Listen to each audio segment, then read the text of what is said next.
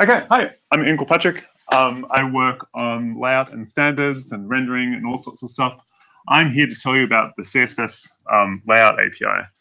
But first, I'm going to trick you. I'm quickly going to show you some of the Houdini APIs we've already shipped. So this is custom paint. This is pretty cool. So this is just two standard divs in the page. There is nothing special going on about them. They are just two boring standard divs. But what we can do is we can change two properties. So this is changing the stroke width, and this will change how big the random borders are. And we can also make them very boring or very crazy. There's a bunch of these demos. I encourage you to go to lab.imvdo.me. He's got a bunch of really interesting custom paint examples. So this is one of my favorites, which is a random bubble mask. So when you hover over, it paints a mask on top of the elements like that. This isn't using like, a whole bunch of divs to create circles, to create the masking and animating those divs. This is literally just painting into the background layout of the element. And this is what we're really trying to enable with Houdini, is to allow developers to extend CSS in new and interesting ways. There is no way that the CSS working group is going to standardize rough boxes anytime soon. But if people want to build this effect, we want them to be allowed to build this effect in the most efficient way possible. So this gets us onto the custom layout API. Why custom layout? We want people to create their own layout modes for the web. Currently, people today, what they try and do is, combine the existing layout modes in interesting ways. So this is typically, something that people do for masonry layout. Or they'll try and abspos a whole bunch of boxes and do a whole bunch of synchronous reads throughout the DOM. Adds a lot of extra DOM and a lot of extra style recalc and layout work to be able to get this to happen. And things get broken pretty quickly, like selection is broken between the boxes and things like this. And I'll show an example of that later. We also want to label some things that aren't exactly obvious. So we want to allow, like, custom layout API should enable container queries. So when you change the size of the box, you're in complete control of that layout. So you can then, switch from a flexbox row thing to a flexbox column thing just based on the size of the div, which is going to be really cool, we think. And it should also allow layout animation transitions. This is something more common on the native platforms, but basically on the native platforms, when you have like a completely different set of constraints that you want to animate to, the native platforms do this in the layout phase. So that should be pretty cool as well. Finally, this is getting into the stuff that's sort of later on, probably next year, but we want to allow people to do really interesting things with text. So this is the shape inside property specified with CSS. No one has implemented this property yet. But we should be able to allow you to lay out text line by line. So you can say, I want you to create a line that's 50 pixels wide, and I want you to place it in the top right corner, and then the next line in the bottom right corner. If people want to do that, that's great.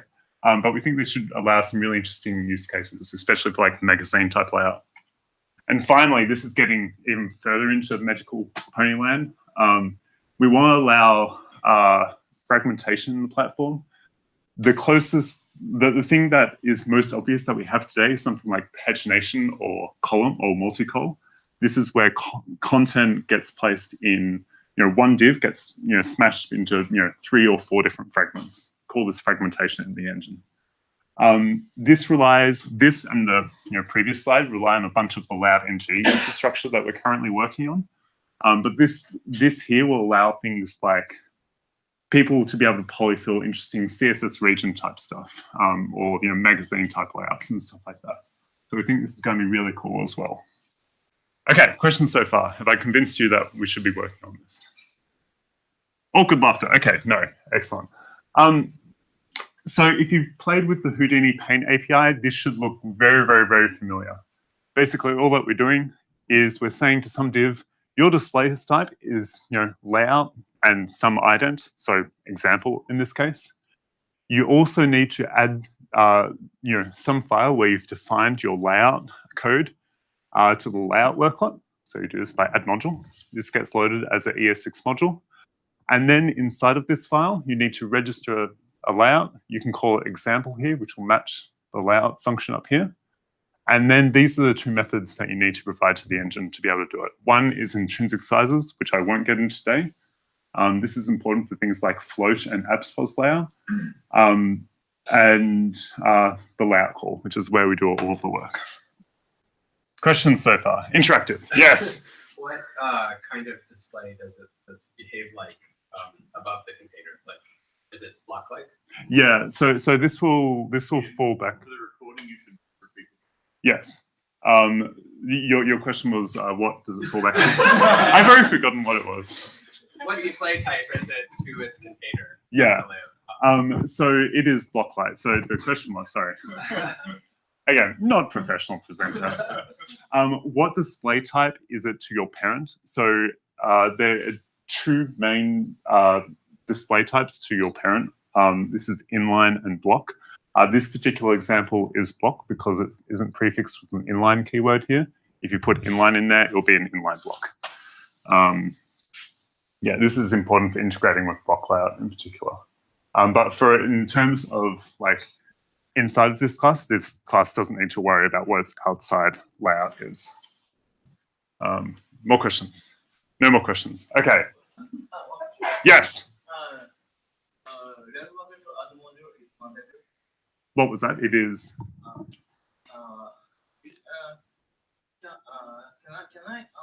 Can I write razor layout inside the screen? A red here, you mean? Can you write a Just extract razor layout on the oh no, yeah, no, it needs to be in its own file, unfortunately, at the moment. Like this is something that we potentially could add to the platform, is saying, you know, there's like a script type equals like layout worklet, and then it'll get invoked in the layout worklet. The thing that will, like, you know, we could add sooner is a link type, which will then immediately grab the script and load it in that. We sort of need that because even this step is a little bit too high of a, you know, bar for people to get it started. Okay, now it's for the fun stuff. Here we have a very, very, very complicated custom layout. It does one thing. It returns, it says that your auto block size is 100. I'm going to be using terminology here, which is block size and inline size. Whenever I say block size, think height. And whenever I say inline size, think width. I'll try and convert. This is like layout geek terminology, basically. Who went to Stefan's rendering talk and PDR's rendering talk? You might have seen his example with Flexbox, how he was like adding different writing modes and stuff like that. This is basically, if you write your code like this, we will handle all of the writing mode shenanigans for you. So, did this get loaded? No, it didn't. Is this not working? This isn't working. Uh-oh. Oh, reload. What? Uh-oh.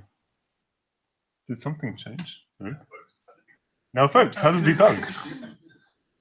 What? Oh no, my other examples. You're sure you're running in there? Yeah, what happened? What's the dev tool support for this? The dev tool support, it's slightly crashy, is the best way to put it. So basically, we're doing something very new here in that we allow you to put breakpoints in the middle of the rendering engine. And you might have, if you went to PDR and Stefan's, talk, it is very, very dangerous to like do things inside when in the middle of the rendering engine. And so we're going to have to do a bit of work to basically lock down DevTools so that you can't, add random CSS and stuff like that. At the moment, this will trigger a lot of D checks in the code and it explode if you do something nasty. There is a chance it explode when you do this. What was that? Will it explode when you do this? It won't, because I know which buttons not to press.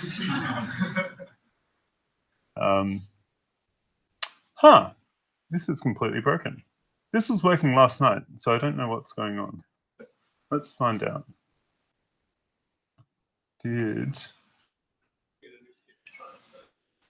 Hopefully not.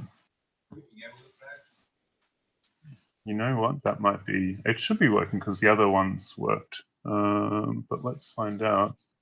Huh, for some reason I must have nuked this accidentally. Okay, let's go into here. How to debug locally? Wrapper. Yeah, no, that should be, huh.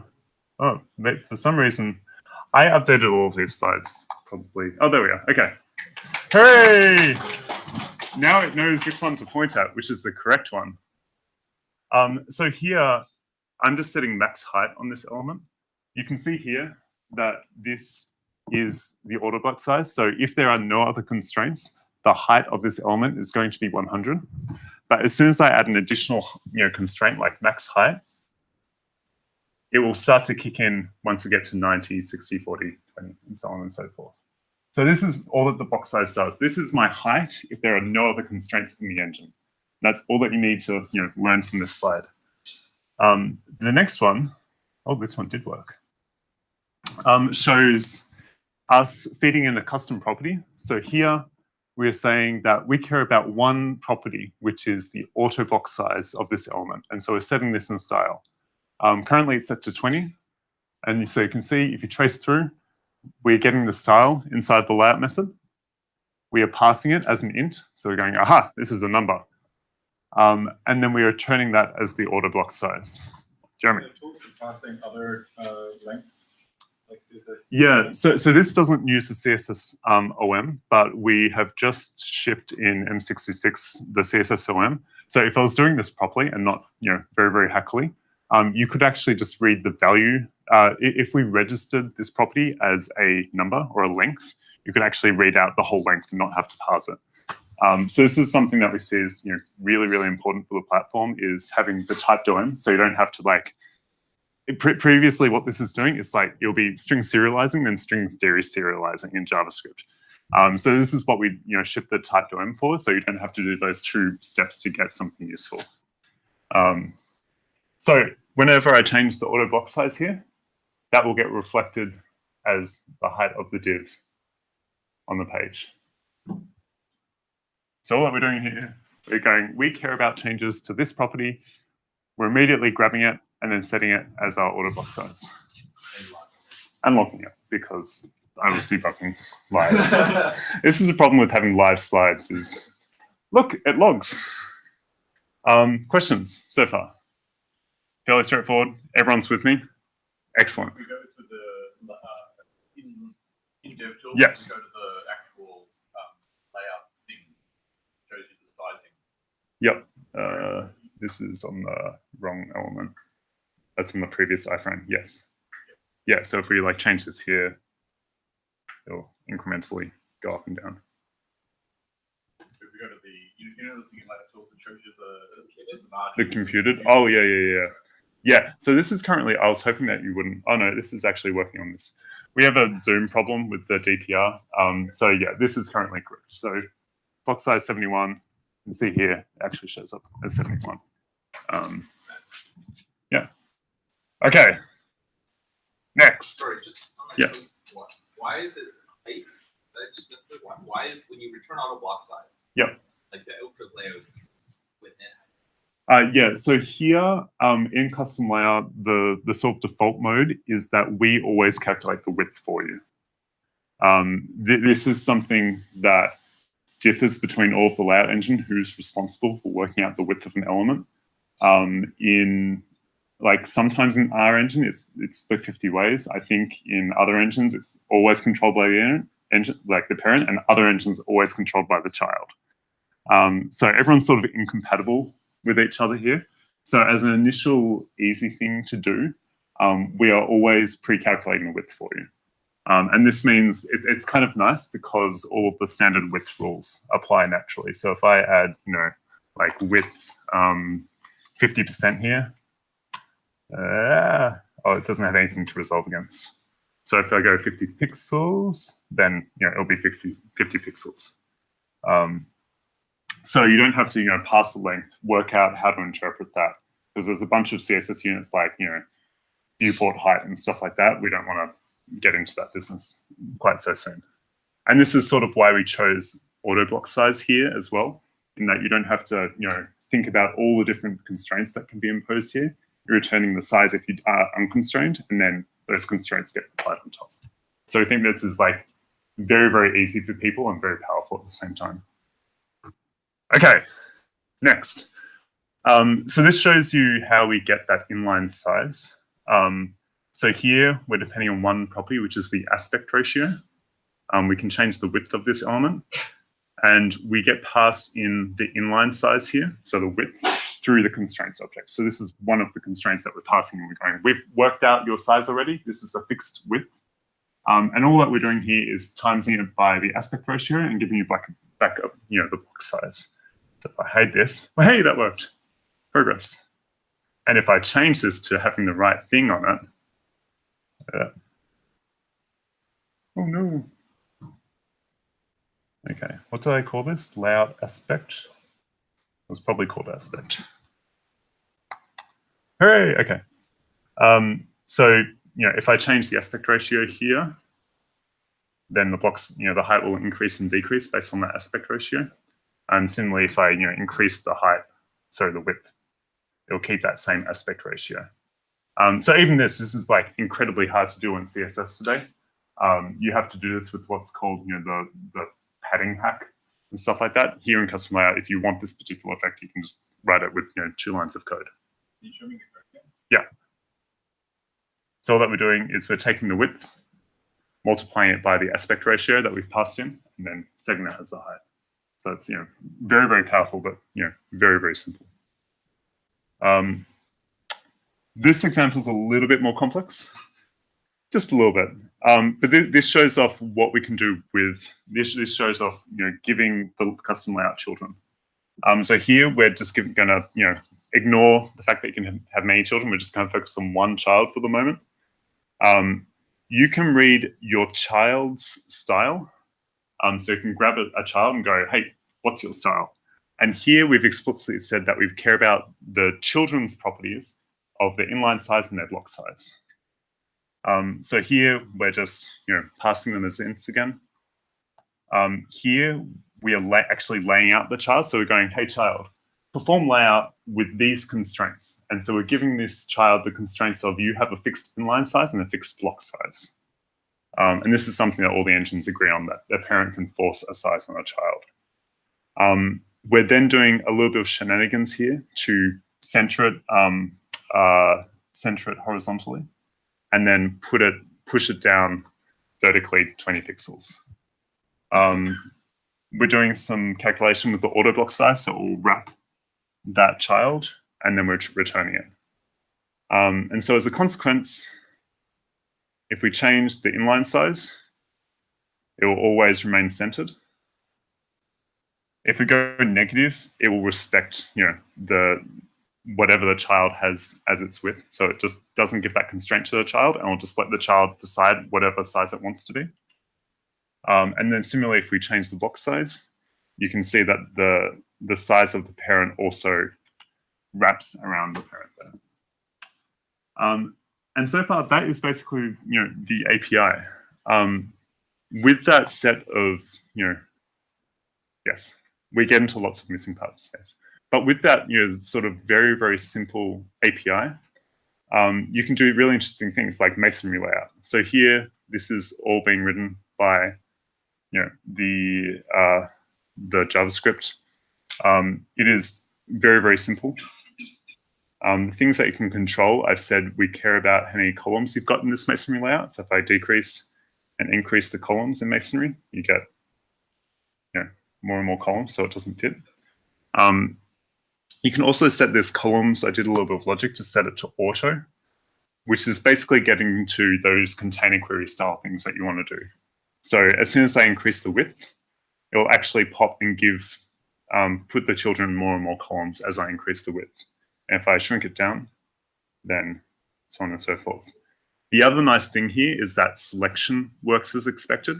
So because 1, 2, 3, where's 4? 4 are all in the correct DOM order, selection works as expected. So if I start selecting, it'll only select 1, 2, 3, 4. This is a problem with like a lot of people trying to polyfill masonry layout, is they typically do one column of content, then another column of content, and selection just gets crazy very, very quickly.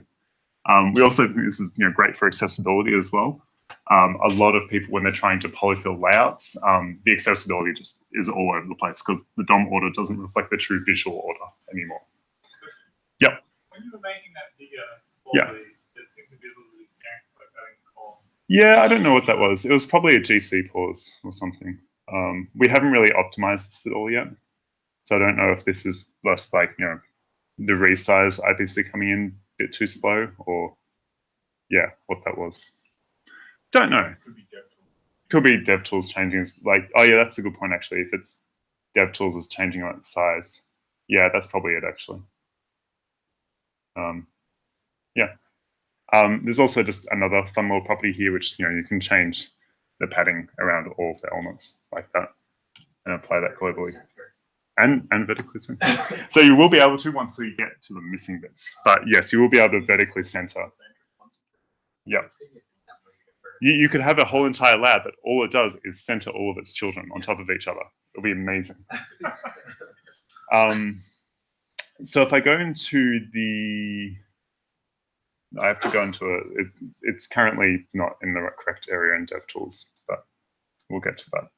So if I go to the actual script here, this is, about 50 lines of code to do this relatively complex layout, which people today have to, jump through hoops and stuff like that.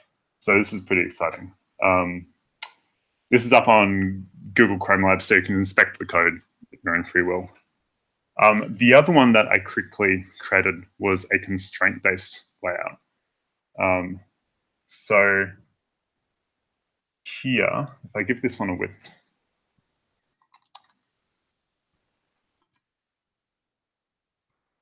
so there I can see, the first thing. I can add constraints onto this. So I can go relative constraints.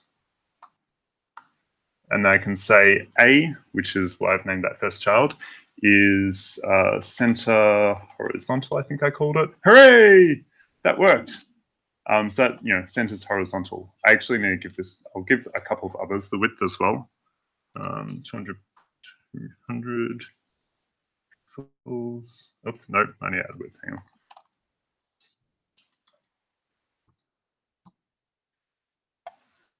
Where are you, B? Oh, that's right, you're shrinking to fit, and I'll give C some width as well.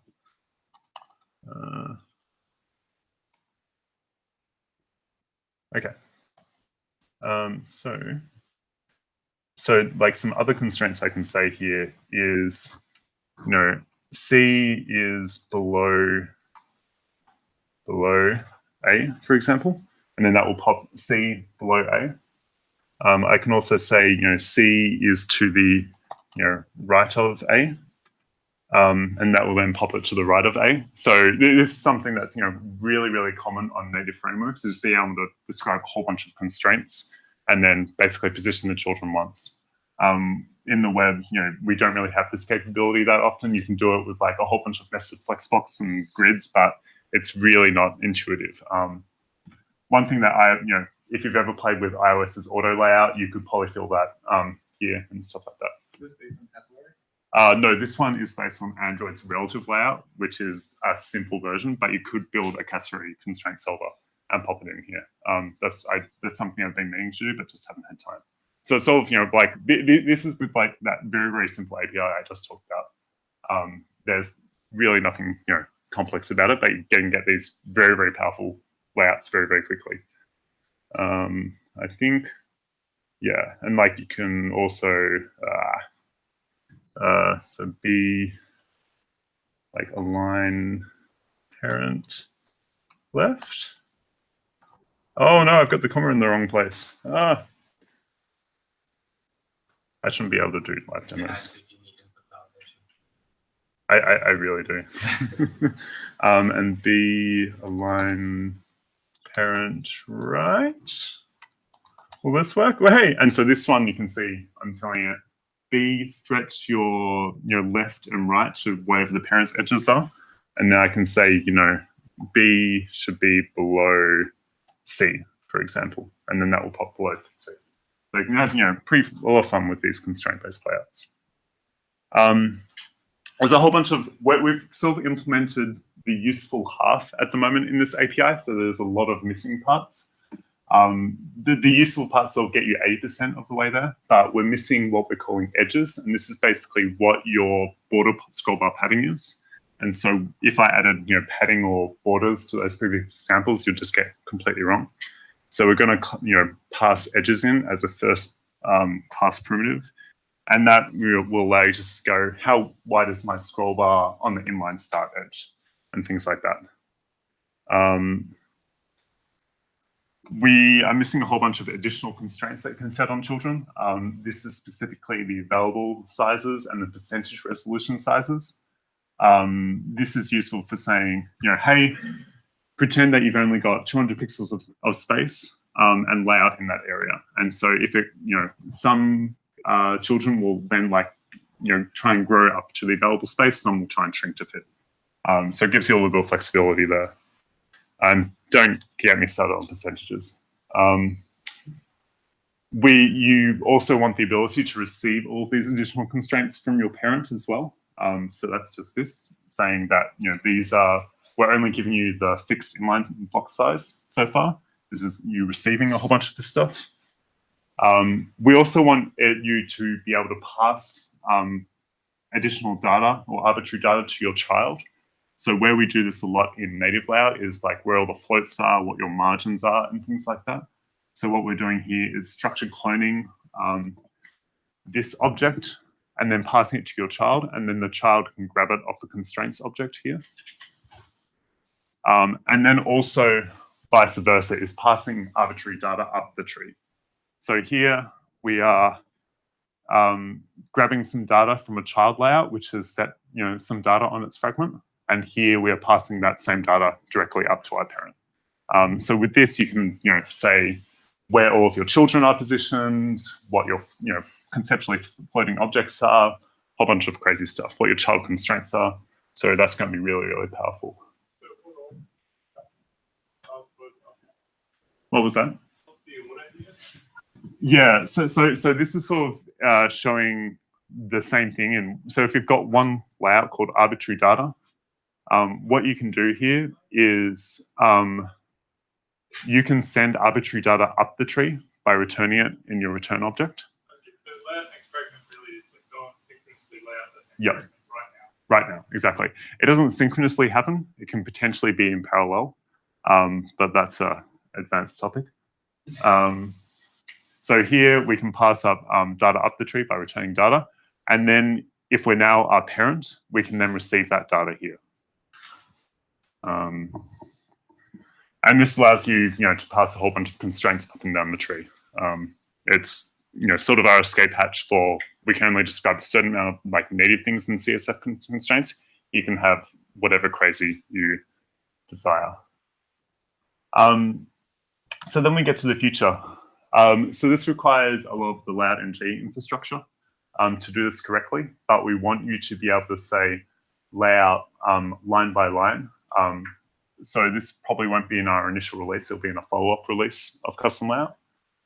But what we're doing here is when we register, saying that there's an additional flag which changes how we represent the children.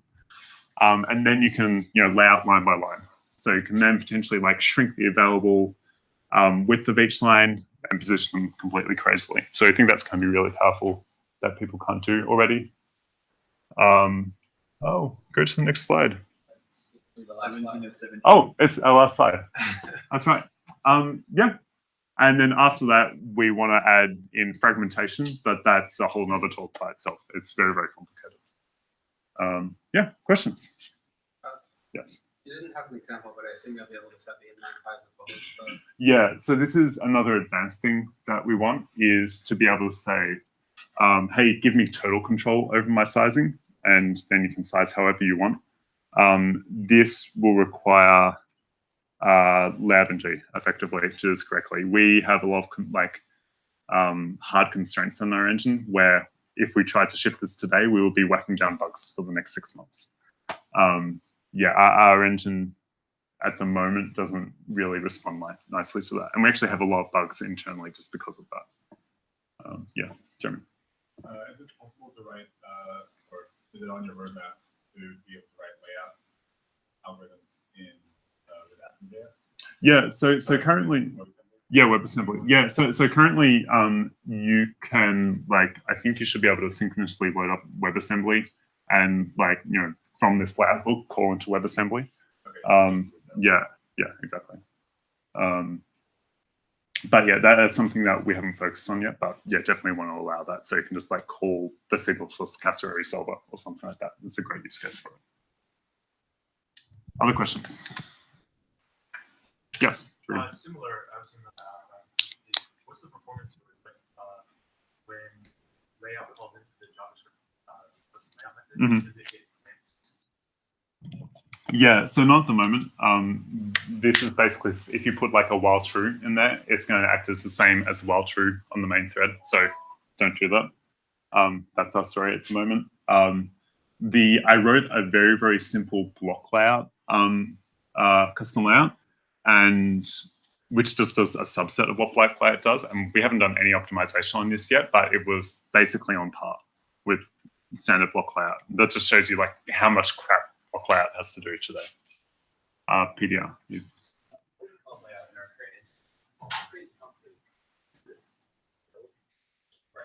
Yeah, so this is the sort of premise of Layout NG is that the API surface is very, very close to what we do internally. We need to do a few extra things just because CSS is like slightly more crazy and we've sort of like restricted that. But the interesting thing with this, like working in the correct logical sizes all the time means that, out of the box, this will support writing modes. So if I do, writing mode, vertical LR, it will be correct. If I do RL, it will be correct. If I do change the direction to RTL, that will also be correct. But yeah, basically, like we were designing this as we're thinking about Layout NG and vice versa, and so they are both reflective on one another. Yeah. Just to clarify, like when you talk about using this technically, I mean, my question is slightly different. Like, you're not parse writing your place. so I have a comment. Yes. When we did custom elements, we thought about doing that sort of thing for built-in elements. And you get into a layering problem with the user hook. So an example in that case would be, let's say multi-comments pass data up and down a little bit. And then the user comes in and just expects to be able to write their custom layout on something in there. It's broken the chain. So it adds a different design constraint. Yeah. Yeah.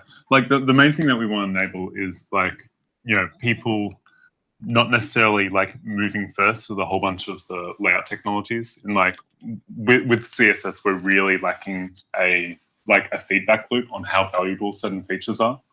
And so, like if we ever talk about like a line indent property, for example, where you can like arbitrary indent like lines, like currently today, the story for us is that we have to implement that, ship it, and then we see if people use it or not. And then like a few sites will rely on it. We can never rip that out. So what we really like with custom layout is to be able for people to experiment and go, hey, I built a constraint layout engine. Make that fast and performant. And then if that gets a whole bunch of stuff, we'll bake it in. And because like this API will reflect our new architecture, we'll be able to sanely implement it. Yeah. So just another comment there. Yeah. Some of our APIs have a problem where it's hard for authors to compose things. So like service worker, you get a fetch handler, and you basically want to have like a routing type thing happening at that point. Right? But there's nothing in the spec for that. And so if you want to have A and B, just pitch to the user to put that together. So in your example, I want to have constraint layouts and I want to try this ingent point. Right? Yeah. But you've just got one callback. Have you thought about that? Yeah, so you can do that today. The story for that is basically wrapping divs. So you want like some divs to be controlled by the constraint layout, and then maybe one sub sub child constraint child to be have that text indent, for example. This sort of takes control of the whole thing. One request that we've had is to be able to go, hey, call into like the native grid layout algorithm or some representation of that. Let that do its work. Give me back all the fragments, and now I'll do something over the top. So that's potentially an option there where you can like compose different things. But yeah, initially we'll rely on like polyfills of grid and flex to be able to have that capability. Yeah. Yeah. There was some property proposed in CSS that would actually like take an element and just like dissolve it out of layout that children would pop up. Yeah. I forget what it was Display called. contents. Display contents. Yeah. Yeah. Can I do display contents with this? No, that happens at the box tree, what we call the box tree level, or like basically display objects. We will never create a layout object for that something that has display contents in it. So that can't really be implemented at that level. There's a whole bunch of stuff that we want to do sort of post some phase of layout NG. Like you don't have to necessarily, at the moment, we require you to return a fragment for every single child that you produce. But we want to relax that and say, if you only return fragments for 1 and 2, that's fine. We should be able to render that. And so that will allow people to have, huge amounts of DOM, but potentially they may only want to lay out like a certain subset of that. And if we make that really fast, this currently breaks a whole bunch of assumptions in our engine, so we can't do that, but that's something that we want to get to, is basically say, hey, only render 1 and 2, don't worry about the rest, don't perform layout, they can be stale, I don't care. So that'll be, that's like a performance thing that I'm really excited about, but we need to fix a lot of stuff in our engine to get there. A lot. Yeah. So these are all like block layouts. Will there also sometime in the future be something like inline layouts? Yeah. So the question was, are there's going to be something like inline layout? That's the sort of line by line layout stuff that we want to allow. So we might need a little bit more power here, but basically this will give you back a line box by line box. So one of these, so this child here will represent a group of what we call root inline box. And I'm getting to like geeky layout terminology here, but you'll be able to then say, hey, layout, the first line, give me that line, do something with it, add the next line. Anything further into that gets really, really difficult because die. So, for example, could you do something like inline mathml with this eventually? Yeah, I think you should be able to actually do mathml with a blocky type layout, actually, because that additional data constraints, you can pass up arbitrary stuff up and down. And as long as you're not like breaking lines too much in mathml, then which, for all intents and purposes you want, you should be able to do, really powerful stuff with just the block level stuff. But eventually, if you want to do like something more complicated, like line by line based, that's like the next thing that we want to ship after the blocky stuff. And that should allow a lot of really interesting stuff, this like wrapping around a circle or something. Yep. I'm just curious to talk a little more about here around like having scripts startup. What happens if you not render until the scripts are loaded as well? Like you know, having garbage selection now. Yeah. So like currently today, like if you do something like bad, it will just fall back to block layout. I'm trying to trigger that now. It'll just fall back to block layout. The loading story is something that we need to work on. Currently all demos today, you'll get a flash. So we need to work out something there. And we do need to optimize, the JS callbacks a bit. So yeah, we want to make this fast. My ideal story is that we make a very, very simple block layout faster than block layout. Cool. Yeah. If we won't really like use this temporarily bring CSS back. Yeah, exactly. That's the goal. Effectively, we want a feedback loop with CSS with all of the Houdini APIs. We want a feedback loop with CSS so that when people like polyfill stuff and start using it, if it like something sees really, really wide adoption, so like say there's like a line indentation polyfill that gets like 10% usage across the web, then yeah, we'll bake that into the engine. But for like the small use case where they want some relative layout that doesn't exist, we want to allow that.